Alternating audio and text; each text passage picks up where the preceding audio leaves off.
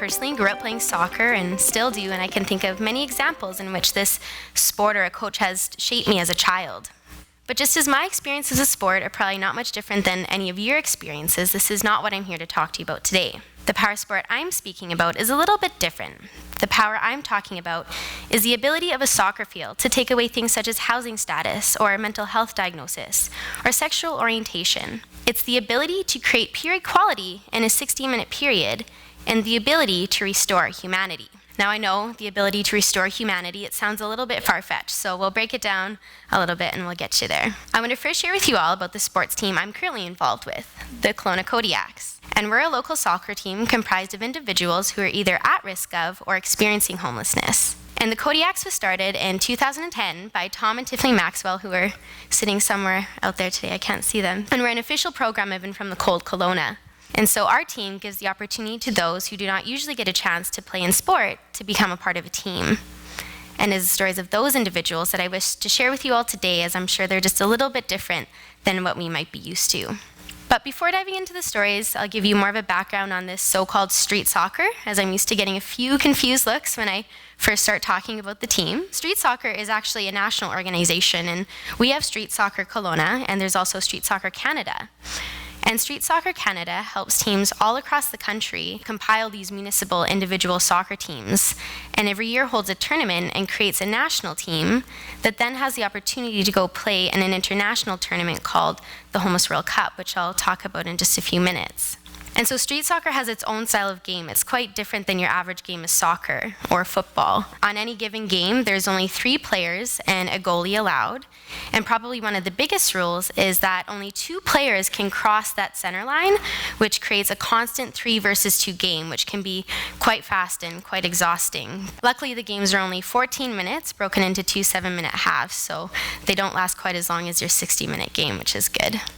So I started volunteering with the team about 5 years ago when I moved from Calgary, and I've had incredible experiences along the way. In one of my first years here, I got to go coach the Canadian women's street soccer team in the 2012 Homeless World Cup, which took place in Mexico City. So what is the Homeless World Cup? Well, just as we have Street Soccer Kelowna and Street Soccer Canada, there are street soccer teams all across the world.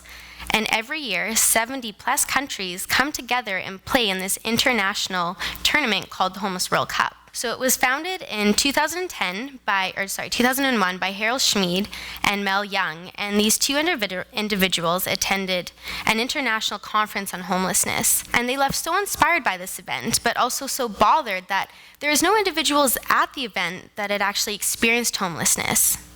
So that led them to brainstorm. They wanted to create another experience where individuals who are either recovering from homelessness or had experienced homelessness could attend a similar international inspiration. And so by the end of their night and the end of their brainstorming, they came up with the idea of the Homeless World Cup. And 18 months later, they held their first one in Austria.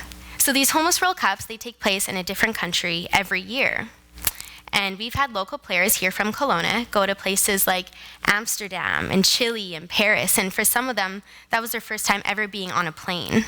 And this year's is actually taking place in Norway in August, so we'll try and send a player, but if not this year, we always try and have one in the next tournaments. When I got to go to Mexico City and coach in the Canadian women's team for the Homeless World Cup there, I got to watch some incredible soccer. It's probably some of the best soccer I'd ever seen, which says a lot, because I grew up watching a ton of soccer, but that wasn't the only incredible thing I saw when I was there. When I was there, every day I got to see these players who were used to being walked past and ignored on a daily basis be treated like celebrities, like being stopped, asked for pictures and autographs. And they were no longer being defined by their housing status, but rather their soccer ability. It was incredible. And back here in Kelowna, I get to witness similar things within our street soccer team. Every week, I get to see how these players who are used to being ignored and walked by, they show up and they become a part of a soccer family. I get to see how a ball, an open field, and a common goal strips away the daily stereotypes that this population faces. And just like I saw in Mexico City, I get to see how they are no longer being viewed and defined by their housing status, but rather their soccer ability. So maybe that opponent in the blue jersey, or that strong defender, or incredible forward, or quite possibly even their name. So the Kodiaks, we play in a league here in Kelowna, mostly through the generosity of Urban Recreation. It might be familiar to you guys. Great organization. And we've made a lot of familiar faces in the league. Most of the teams might look at us and recognize us, and they might think that there's something a little bit different about our team, maybe because we usually have a cloud of cigarette smoke following us, or we have people from under 16 to plus 50 playing with us. But the cool thing, it has never changed how a person or a team has approached us. I'd like to think we've made many friends in the league and have become quite a competitive team as well. And so the more I think about all this, the more it makes me question how we currently view and identify homelessness.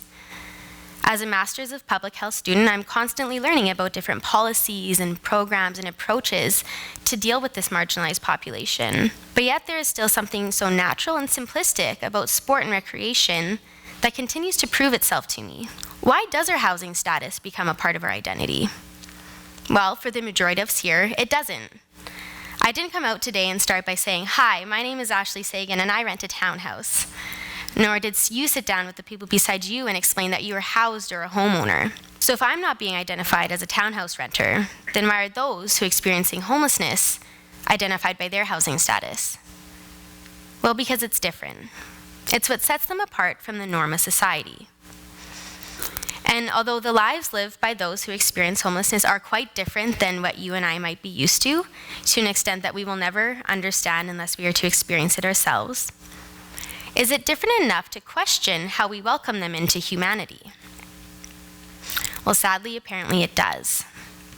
A study done by Lysana Harris and Suzanne Fisk at the Study of Brain, Mind, and Behavior at Princeton University, they looked into this and they wanted to test the brain's ability to dehumanize certain groups. And so using a functional MRI, they tested the brain's prefrontal cortex, which is required for social cognition, to see if it would light up when being shown different groups of people. So the participants were shown different pictures of people, and indeed the prefrontal cortex would light up for most groups of people, except for those which are called the extreme outgroups, such as the homeless or addicts. These participants were also shown pictures of objects, and similarly to the extreme outgroups, the prefrontal cortex did not light up. So let me take out some of that fancy talk and simplify their findings.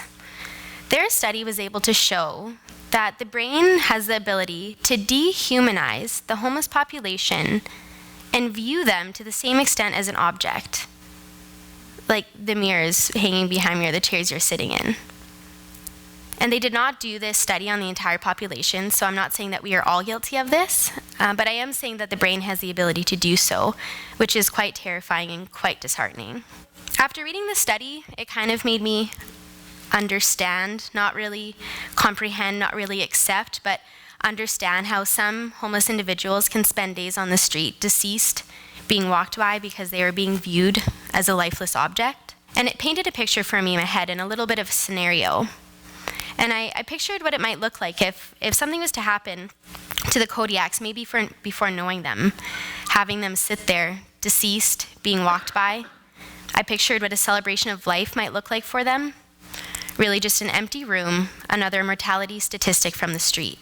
And in my head, I compared to what it might look like now if something was to happen to the Kodiaks. Not that I would wish that on any of them. But now I see something very different. Now I see a very full room.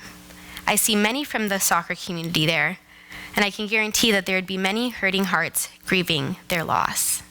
And this is exactly what the Homeless World Cup is striving to do. They released statistics from their most recent event in Glasgow, Scotland, and reported that 83% of spectators interviewed now had a more positive attitude towards the homeless population after attending the event.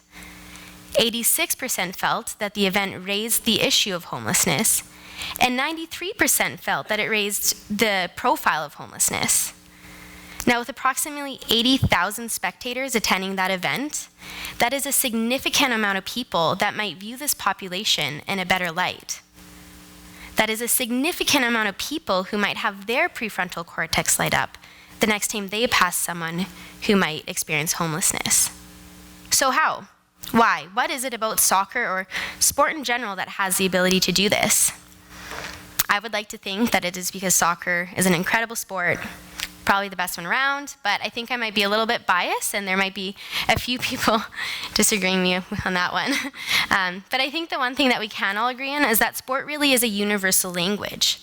It is one forum in life where people with different beliefs and values and backgrounds can come together and bond over the same thing. It really is one venue in life where things like IQ, nationality, gender, housing status, they don't matter. And when it comes to sport, there is no such thing as an extreme outgroup. So these extreme outgroups that I've mentioned, they come from the world of psychology. And they're actually built off of the stereotype content model, in which the stereotypical warmth and stereotypical competencies of an individual or group of people are assessed, which then puts them into 4 outgroups. And so if you remember from the Princeton University study, the homeless was being defined as an extreme outgroup. So they are being looked at as hostile and incompetent, which puts them in this low warmth and low competence, and then therefore the extreme outgroup. So maybe if we start thinking about the homeless population in this sense, we might be able to change some of those stereotypes and then change this extreme outgroup category that they fall under. I can definitely speak to the competencies that sport brings out in this population.